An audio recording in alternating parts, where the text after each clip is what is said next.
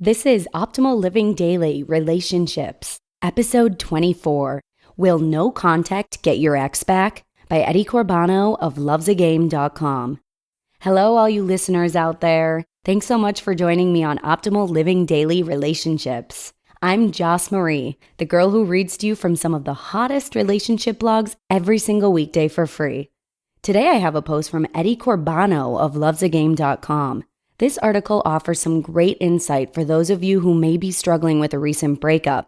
And Eddie actually designed a quiz that's all about how long it takes to heal. So that could be a great start for those of you who are having a difficult time with the healing process. You can find that right at lovesagame.com/heal. Also, since we're approaching the beginning of June, I want to remind everyone that we give away a book to a random person on the first of every month. All you have to do is join our mailing list at oldpodcast.com and your name will go into the drawing. I'll make sure and do a quick reminder at the end of the episode too, just so that you don't forget. With that, let's hear today's post from Eddie Corbano and start optimizing your life. Will No Contact Get Your Ex Back? By Eddie Corbano of lovesagame.com. The no contact rule is a necessity. That's what most breakup survivors find out the hard way. Very often, after weeks of trying to be friends with their ex and suffering through pain and humiliation. But can it also be a weapon to get back the ex? Is it okay to still have hope? Today's question is from Daniel, who wants to know the answer to these exact questions. Can we get our ex back with no contact? Can we? Quote, Eddie, I'm on day 25 of no contact. This is day 39 of the breakup. Long story short, one day we were looking at rings together and talking excitedly about marriage. Then the next, she broke things off, and her reasoning sounded a lot like cold feet, jitters, deep-seated emotional issues like fear of abandonment, intimacy, and commitment. It's basically her issues and not mine. I managed to avoid the usual mistakes of begging and groveling to take me back and not giving her her space.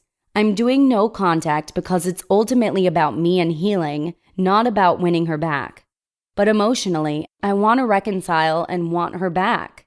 In your opinion, will I give up this hope over time as her radio silence continues? And do you advocate no contact as the only possible route to reconciliation?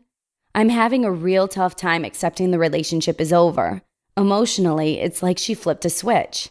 And I realize no contact prevents me from saying and doing things now I will later regret. End quote.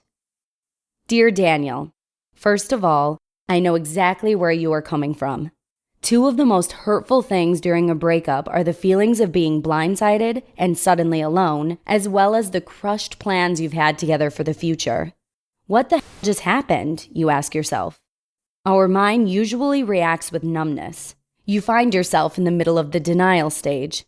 Somehow, you make it through the days, and at one point, sooner or later, you make an important realization, if you're lucky. I can't go on like this. I can't keep contact with them and at the same time heal. So, you go no contact. Wise decision. But does no contact mean giving up the hope of getting back together? And better yet, is no contact a way to reconciliation? Let me tell you this right away. The hope of getting back together is deeply wired into you. It's what the heart says. Now, usually, I always recommend to listen to your heart, but not this time. No, you must know this. Someone who just went through a recent breakup isn't thinking straight. They think like a brain-damaged, love-blind fool. Sorry to sound so harsh, but it's a good metaphor. All they care about is getting back to the times as they used to be. The friendship, the love, the understanding, the nearness. But the head knows better. It shows problems that existed in the relationship, the bad sides of the ex. The fact that what once is broken rarely gets fixed again to what it was before.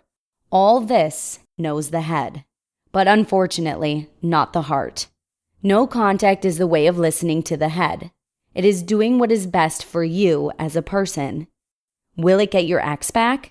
To be honest, it is very unlikely. Sorry for speaking it out loud. I know this hurts.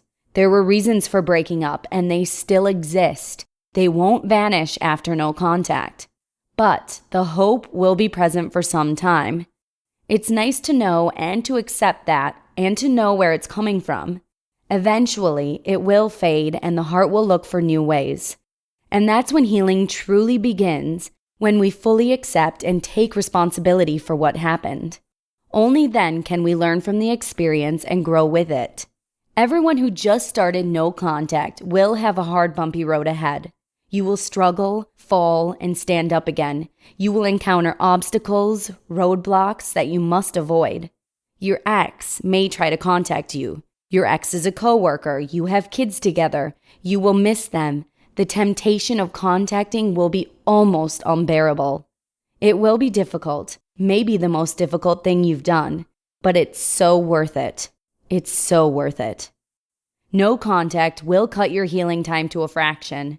It's true. I know this from my own experience and from coaching so many clients. My advice to you, Daniel, is to not give in to your emotions. They are sending a false signal. Listen to your head. Remember the bad times and try not to idealize your relationship. Take it day by day, week by week, and one day you will suddenly feel much better, just like you flipped a switch. Promise. You just listened to the post titled, "Will No Contact Get Your Ex Back?" by Eddie Corbano of lovesagame.com. Again, if you or someone you know is going through a tough breakup, a good start to moving on is to take Eddie's quiz. It's all about how long it takes to heal, and you can find it right at lovesagame.com/heal. That's lovesagame.com/heal. It may actually shock you to learn some things you never knew about yourself. Also, I just want to say, hang in there to any of you going through a tough breakup. I've been there, and I know just how agonizing the heartache can be. From my experience, however, I always found that a breakup was somewhat freeing once I could get a firm handle on my life again. I think this was because I found more time after the breakup to focus entirely on my own happiness and self-growth, which wasn't always the case when I was in a bad relationship. Of course, I couldn't see that at the time, but I truly believe that each of my breakups in the past led me to be a stronger and better version of myself, and I really hope that's the case for you too. And as promised, here's my quick reminder to everyone who hasn't already joined our mailing list. All you have to do is join at oldpodcast.com, and your name will be submitted for our free book giveaway at the first of every month. Plus, we'll send you a free spreadsheet that helps you track your income and expenses.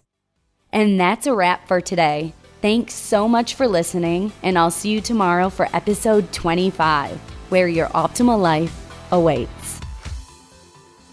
Hello, Life Optimizer. This is Justin Malik, creator and producer of this podcast, but also Optimal Living Daily, the show where I read to you from even more blogs covering finance, productivity, minimalism, personal development, and more from incredible bloggers like Derek Sivers, Zen Habits, Mark and Angel, The Minimalists, and all the ones you hear on this show too. So if you enjoyed today's episode and like taking amazing blogs on the go, come on over to Optimal Living Daily and subscribe to that one too. And together, we'll start optimizing your life. You've been listening to Optimal Living Daily. Be sure to hit the subscribe button to stay up to date on each new episode.